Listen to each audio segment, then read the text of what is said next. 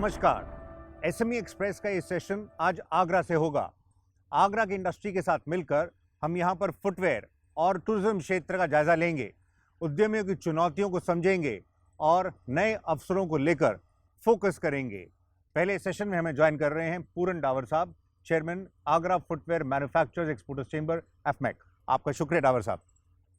डावर साहब, हम सबसे पहले आपसे समझना चाहेंगे, जब हम फुटवेयर की बात कर रहे हैं, हम यहाँ आगरा में हैं, तो हमने ये देखा है एक्सपोर्ट में स्पेस की अपनी एक खास भूमिका है और इस ग्लोबल स्लोडाउन के बावजूद हम देख रहे हैं जो चुनौतियां हैं, इंडियन एक्सपोर्ट्स ने अच्छा प्रदर्शन किया है और ख़ासकर अगर हम लेदर फुटवेयर की बात करें, इसमें 11% के आसपास की ग्रोथ रही है। इसको आप कैसे एनालाइज कर रहे हैं और साथ ही एफटीए के ज़रिए कैसी नई संभावनाएं देख रहे हैं? देखिए, देश की अर्थव्यवस्था में लेदर उद्योग का बहुत बड़ा रोल है।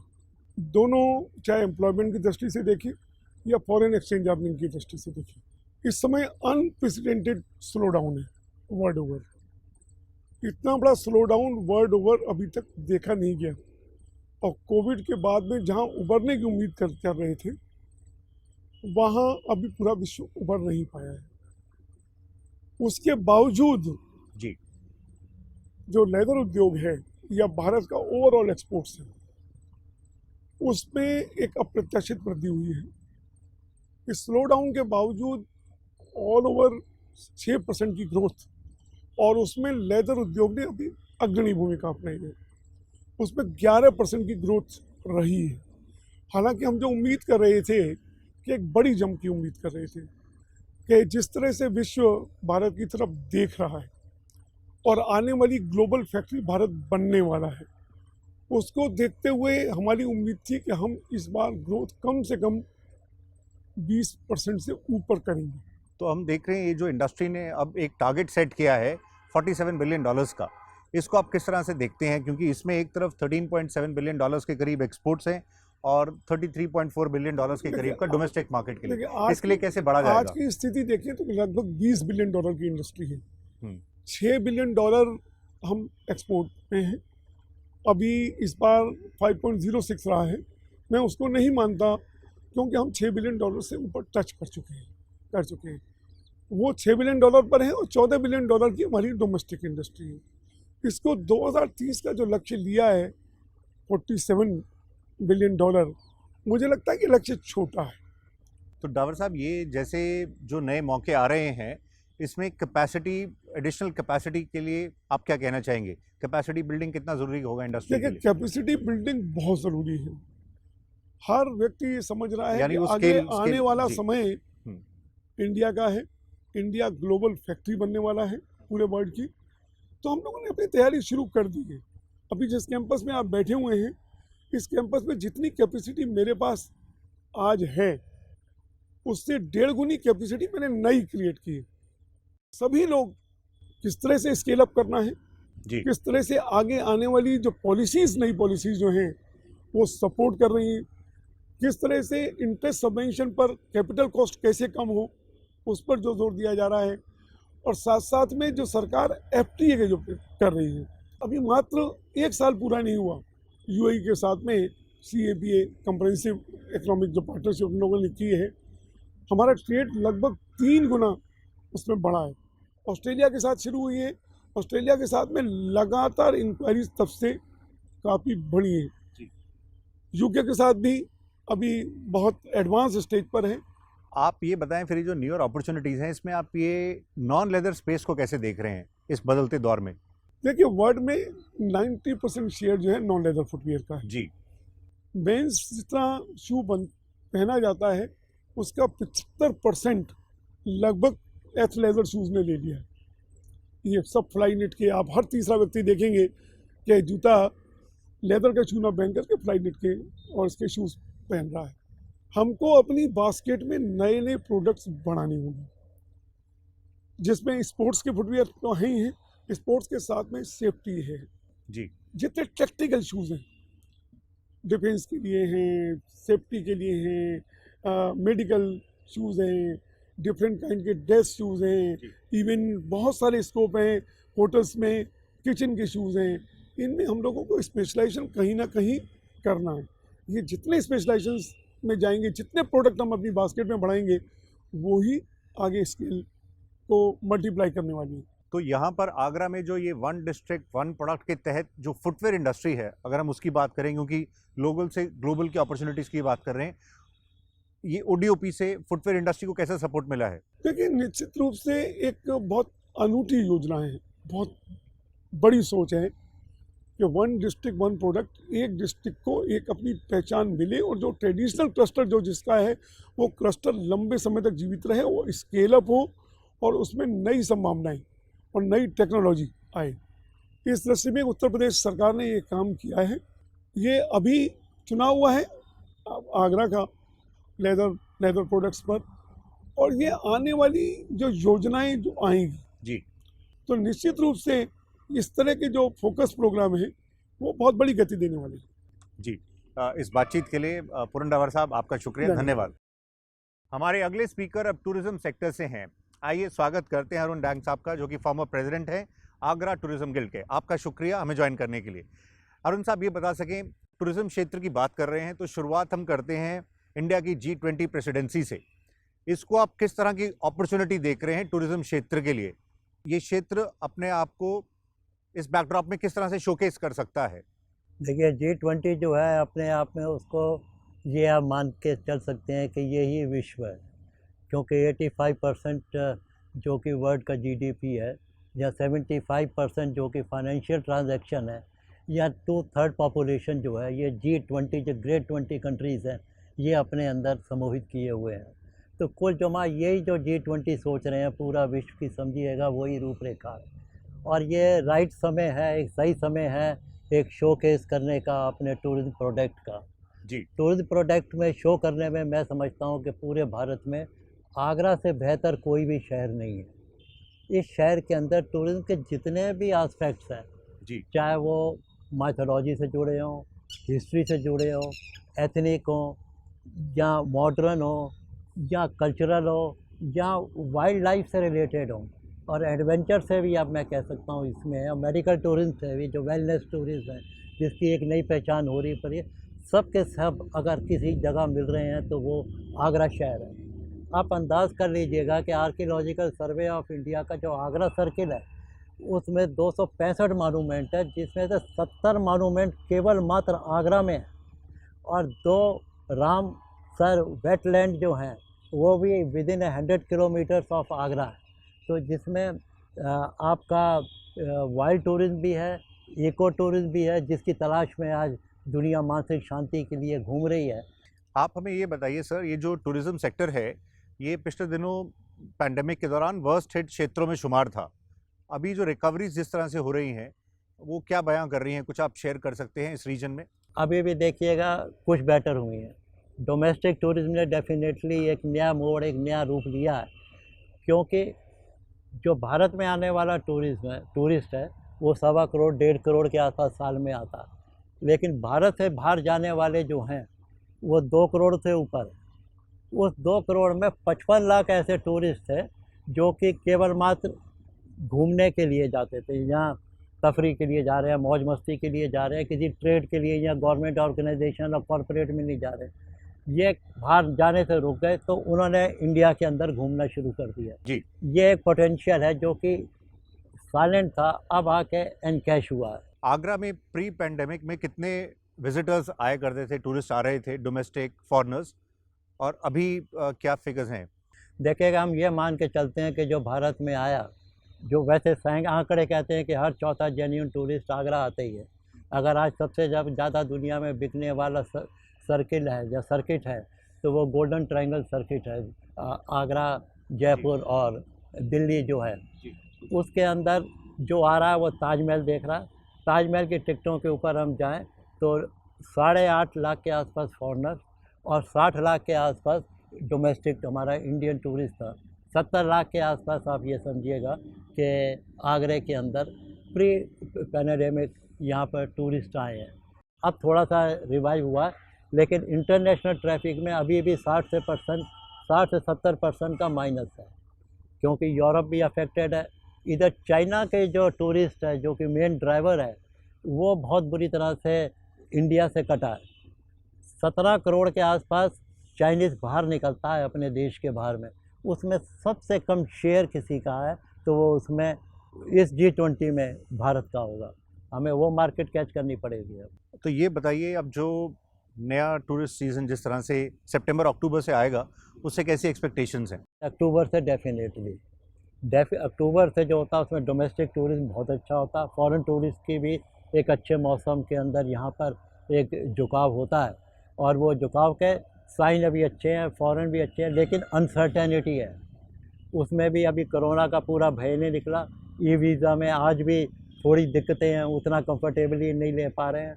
तीसरा ये है कि यूरोप अभी भी शांत नहीं हुआ, चाइना से हमारे रिलेशन अभी भी अच्छे नहीं हुए, और जो बाकी नेबरिंग कंट्री है number of person, number of arrivals उनमें से अच्छे हैं, लेकिन वो मार्केट नहीं है, चाहे वो बांग्लादेश हो, भूटान हो, नेपाल हो या लंका हो, जहाँ की जिस तरह के हम प्रीमियम टूरिस्ट को देखना चाहते हैं वो दिखाई दे। इस स्पेस में हम देख रहे हैं ट्रैवल टूरिज्म में काफ़ी एमएसएमईज़ हैं, जो माइक्रो स्मॉल उद्यमी हैं जो काम करते हैं, उन्हें किस तरह की सपोर्ट की आवश्यकता है? देखिए, ये एक सबसे बड़ी इंटरेस्टिंग चीज़ है कि एमएसएमई की हमने बहुत ज़्यादा बातें की हैं और देश के बहुत बड़े बजट को भी उसमें लगाया है, लेकिन सही मानिएगा कि इस ट्रेड को आज तक हम कभी सीरियसली लिया नहीं।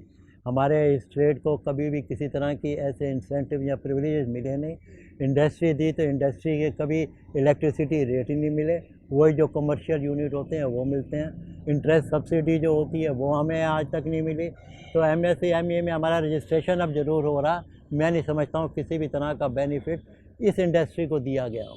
तो आपकी तरफ से क्या विश लिस्ट क्या है, क्या किस तरह से सपोर्ट करना चाहिए? हमें सपोर्ट करना चाहिए, खासकर इस शहर को लेके तो मैक्सिमम सपोर्ट किया जा सकता है। एयर कनेक्टिविटी से लेके ताजमहल अगर सबसे ज़्यादा आकर्षित कर रहा है तो उसको कम से कम सनसेट के बाद में मत बंद करिएगा। ताजमहल हर आधे घंटे बाद अपना मूड चेंज करता है, जो रोमानी मूड में आता है, जिसकी रोमानियत है, रोमांस से भरा हुआ, वो शाम के बाद में आता है, उसको आप डिप्राइव कर देते हैं। ताजमहल को इल्यूमिनेट नहीं करते हैं कि इंसेक्ट टकराएंगे और मार्बल ख़राब हो जाएगा। जी, तो इतना ही समय था। आपका शुक्रिया अरुण साहब, पार्टिसिपेट करने के लिए धन्यवाद। Thank you sir. SME express में फ़िलहाल वक्त ब्रेक का है। ब्रेक के बाद हम आपको एक ऐसे एंटरप्रेन्योर से मिलवाएंगे जिनका कारोबारी सफ़र आपको ज़रूर कुछ सिखाएगा। हम जल्दी लौटते हैं।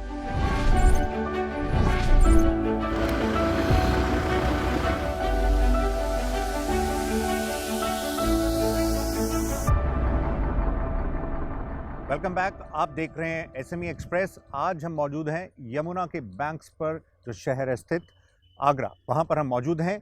और अब हम आपकी मुलाकात करवाते हैं गौरव लांबा से, जो लांबा फुटवेयर इंडस्ट्रीज़ को रिप्रेजेंट कर रहे हैं। इनकी कंपनी की शुरुआत करीब 2 दशक पहले हुई थी और फ़िलहाल ये फुटवेयर मैन्युफैक्चरिंग स्पेस में कई इंटरनेशनल ब्रांड्स के लिए प्रोड्यूस कर रहे हैं। हम इनके सफ़र के विभिन्न आयामों को आइए समझने का प्रयास करते हैं। गौरव जी, आपका शुक्रिया हमें ज्वाइन करने के लिए। गौरव साहब, ये दौर तेज़ी से बदल रहा है, इसमें आप किस तरह से मॉडर्न मैन्युफैक्चरिंग प्रैक्टिसेस अडॉप्ट कर रहे हैं? इस दौर में सस्टेनेबल मैन्युफैक्चरिंग की बात हो रही है, आप कैसे काम कर रहे हैं? सस्टेनेबिलिटी आज के हमारे बायर्स के लिए, हमारी इंडस्ट्री के लिए, looking at the future of our generation, of our kids, it is a very very important aspect and it is an ongoing process. हम लोग पूरी वॉच रख रहे हैं, हम कहाँ से मटेरियल्स खरीद रहे हैं, कहाँ से क्या आ रहा है जी। हम लोग LWG गोल्ड रेटेड टैनरीज से काम करने की कोशिश कर रहे हैं, वेस्टेजेस कंट्रोल कर रहे हैं, रिसाइकल्ड पेपर, रिसाइकल्ड आउटसोल्स, इन चीज़ों पे बहुत वर्क चल रहा है। It's a on going process, पर पूरी इंडस्ट्री का इस पे बहुत ज़्यादा जोर है, not only from the brands, from the industry itself, और इस चीज़ पे बहुत ध्यान दिया जा रहा है और इस पे रेगुलर वर्क चलता रहेगा। It is not a one day thing, पर इन चीज़ों पे प्रॉपर वर्किंग चल रही है और ये होती रहेगी। जी, फॉरेन बायर्स इन चीज़ों को आजकल काफ़ी बहुत मैन्युअली देख रहे हैं, पूरी कंप्लीट बैक एंड चेन को। पूरी बैक एंड चेन को कहाँ से क्या आ रहा है, we have to inform them with audits and everything, from where we are buying our materials, what type of norms we have in our factory, हम लोग केमिकल्स क्या यूज़ कर रहे हैं, क्या स्टोरेज है। शू इंडस्ट्री के अंदर अपनी as a shoe manufacturing unit तो हमारे कार्बन एमिशंस वगैरह काफ़ी कंट्रोल में हैं, पर we have to just check regarding the back end, specially the leather and all that. और उसके अंदर काफ़ी स्ट्रेस है कि ये चीज़ें पर सही जगह से आएँ, उन टैनरीज से आएँ जो गोल्ड रेटेड हैं, जहाँ पे पोल्यूशन कंट्रोल है, वाटर कंट्रोल है, ये सब चीज़ें बहुत ज़्यादा ढंग से फॉलो हो रही हैं। ये जिस तरह से जो आपका स्पेस है, ये बहुत ज़्यादा लेबर इंटेंसिव क्षेत्र है। और इसमें अब जब हम देख रहे हैं इंडस्ट्री में ऑटोमेशन पर काफ़ी जोर है, तो आपकी इंडस्ट्री में ऑटोमेशन किस तरह से वर्क कर रहा है, क्योंकि लेबर की एक बहुत बड़ी भूमिका है इसमें। सर, इस इंडस्ट्री की सबसे बड़ी बात ही है कि ये बहुत ज़्यादा एम्प्लॉयमेंट जनरेट करता है। ये इस वजह से मेरा मानना है कि this industry should be a forefront runner in terms of any other industry in the country, क्योंकि जैसे हमारी पॉपुलेशन अब now we are number 1 in the world in terms of population और यूथ बहुत है, तो हम लोग का जॉब क्रिएशन बहुत ज़्यादा है। हम लोग कितना भी फैक्ट्री को ऑटोमाइज़ कर लें, जो मैं सिर्फ अपनी फैक्ट्री की हमारी पूरी इंडस्ट्री में ऑटोमाइजेशन चल रहा है, मगर काफ़ी यूनिट्स ऐसे हैं जो अभी 100% ऑटोमाइज हैं या उस लेवल तक ही ऑटोमाइजेशन हो सकता है, उसके बाद भी it will always be a labour intensive industry. तो हम लोग बहुत ज़्यादा एम्प्लॉयमेंट जनरेट करते हैं और कर सकते हैं, इसलिए इस इंडस्ट्री पे सबका फोकस होना बहुत ज़रूरी और बहुत अच्छी बात है। जैसे ये ग्रो कर रहा है because of the employment it generates for the labour. जैसे आपका जो यूनिट है मेजरली एक्सपोर्ट ड्रिवन यूनिट है, और की एक्सपोर्ट मार्केट्स में जैसे हम बात कर रहे थे स्लो डाउन के प्रेशर्स रहे हैं, आपका क्या एक्सपीरियंस कहता है? सर, स्लो डाउन है, कोविड आया, स्लो डाउन हुआ, उसके बाद फिर बहुत अच्छा टाइम आया, बट इट्स अ ग्राफ, हल्का ऊपर हल्का नीचे। मगर सबसे अच्छी बात यह है because of India being a forefront runner in the world for manufacturing now, जी, everybody wants to come to India, all the buyers, इतनी इंक्वायरीज आ रही हैं, everybody is very excited to come to India. तो ठीक है, अगर ये 2 नहीं दे पा रहे तो 10 नई अपॉर्चुनिटीज़ आ रही हैं, तो that is not a problem. मतलब बायर्स का हमारे we have to deliver, buyers की या ऑर्डर्स की कोई प्रॉब्लम नहीं है, because everybody is looking at India right now at like anything. तो ये जिस तरह से आप इंटरनेशनल ब्रांड्स हों, ये रिटेलर्स हैं, प्राइवेट लेबल्स के लिए आप प्रोड्यूस कर रहे हैं, वो किस तरह से इनोवेशन इन जो है उसमें डिज़ाइनिंग है, उसमें टेक्नोलॉजी है, उसमें बेटर क्वालिटी है, उस पर कैसे काम कर रहे हैं? All the brands that we are working they want the best quality, उनको बेस्ट क्वालिटी चाहिए और हमारी रिस्पॉन्सिबिलिटी है, अगर हम लोग उनको वो चीज़ें देते रहेंगे तो वो हम लोग कितना भी ग्रो कर सकते हैं। तो उस क्वालिटी पे पूरा फोकस रहता है, क्योंकि किसी के लिए भी थोड़ा समझना मुश्किल है कि शू मैन्युफैक्चरिंग कितना complicated, there are various stages and at all the stages हमारे लिए बहुत ज़्यादा इंपॉर्टेंट है बार बार उस चीज़ को मॉनिटर करना कि जो भी चीज़ हर स्टेज से पास हो रही है वो परफेक्टली हो रही है, नहीं हो रही। Fashion, it's a fashion oriented industry, तो हमारे को अपनी R&D बहुत स्ट्रॉन्ग रखनी होती है, रोज़ नए डेवलपमेंट्स लाने होते हैं, मार्केट ट्रेंड्स के हिसाब से अपने आप को चेंज करना होता है।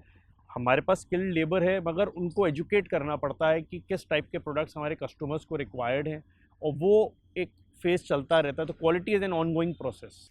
आप प्रेजेंट कैपेसिटी पर बता सकते हैं कुछ? Sir, we have a capacity of between 5500 to 6000 pairs per day. Okay, finally ये बता सकें, हम आगरा में हैं, तो यहाँ आगरा में जो विमेन हैं वर्कफोर्स में, उनके रोल को कैसे देख रहे हैं और उसको किस तरह से बढ़ाया जा सकता है? सर, ये हमारी इंडस्ट्री के लिए इस वक्त के लिए सबसे ज़रूरी चीज़ है, इससे ज़्यादा ज़रूरी इस वक्त कुछ नहीं है to bring the women workforce into use. आप साउथ के साथ भी कंपेयर करें, साउथ में वुमेन वर्कफोर्स बहुत है और नॉर्थ इंडिया में स्पेशली हमारे स्टेट में बहुत कम है, जो हमारे लिए इस वक्त एक बहुत बड़ा नेगेटिव है। और to deliver things, the as I said, orders की कोई प्रॉब्लम नहीं है जी, it is upon us to perform, and for that we require this new workforce in the industry। हमें schools create करने पड़ेंगे, institutes create करने पड़ेंगे जहाँ हम women workforce को incentive दें सीखने का, और फिर वो हमारी फैक्ट्री और हम उनको incentives दें काम करने का, जिससे कि हमारे पास लेबर प्रॉब्लम क्रिएट ना हो और हम ज़्यादा से ज़्यादा मैन्युफैक्चरिंग कर सकें। तो women workforce is very very important, they really need to be added into our workforce। Okay, तो इतना ही समय था। गौरव लांबा जी, आपको शुभकामनाएं आने वाले दिनों के लिए एंड कॉन्ग्रेचुलेशन इस जर्नी के लिए। Thank you sir, thank you. आने वाले टाइम में जिस तरह से टेक्नोलॉजी चेंज हो रही है, हम अपने वर्कर्स को लेदर स्किल सेक्टर्स में काफ़ी चीज़ों के अंदर ट्रेन करने की कोशिश कर रहे हैं, नई टेक्नोलॉजी के साथ उनको अपडेट कर रहे हैं। गवर्नमेंट भी हमें काफ़ी सपोर्ट कर रही है, ट्रेनर्स प्रोवाइड करा रही है, जिससे कि हमारे वर्कर्स लेटेस्ट टेक्नोलॉजी के साथ अपडेट्स हों और आने वाली टेक्नोलॉजी के साथ काम करने में बेहतर साबित हो। टेक्नोलॉजी आए दिन चेंज हो रही है, टेक्नोलॉजी के साथ साथ वर्कर्स को भी चेंज होना है, जिसमें कि इस सेक्टर में उनको ट्रेनिंग की बहुत ज़रूरत है। हम उनको बेहतर ट्रेनिंग देके बेहतर बनाने की कोशिश कर रहे हैं। देखिए, दो कैटेगरीज़ हैं। एक तो वुमेन एंटरप्रेन्योर हैं जो पढ़ी लिखी हैं, वो जो सिर्फ एडमिनिस्ट्रेशन देखना चाहती हैं, ऑफिस वर्क देखना चाहती हैं, कंप्यूटर पे बैठना चाहती हैं। एक अभी मुझे लगता है कि जो हमें एक वुमेन को स्किल देकर हमें उन्हें अपने मैन्युफैक्चरिंग में डालना ज़्यादा ज़रूरी है, क्योंकि पढ़ी लिखी लड़कियां बहुत हैं। मेरे पास ऑफिस में ऊपर कमी होती है, मेरे पास कितने बायोडेटा सीवीज़ आ जाते हैं वुमेन के, पर मेरे को नीचे इतनी प्रॉब्लम आती है कि मेरे पास मैन्युफैक्चर करने के लिए, मशीन पे खड़े होने के लिए इस तरह से मेरे पास विमेन नहीं है। सो पॉलिसीज़ विल कम लेटर। सबसे पहले हमें उनको घर से निकालना है, हमें उनको एक स्किल देनी है। SME एक्सप्रेस के आगरा राउंड से फिलहाल इतना ही। अगले एडिशन में आपके समक्ष हाजिर होंगे एक नई थीम के साथ। फिलहाल नमस्कार, गुड बाय।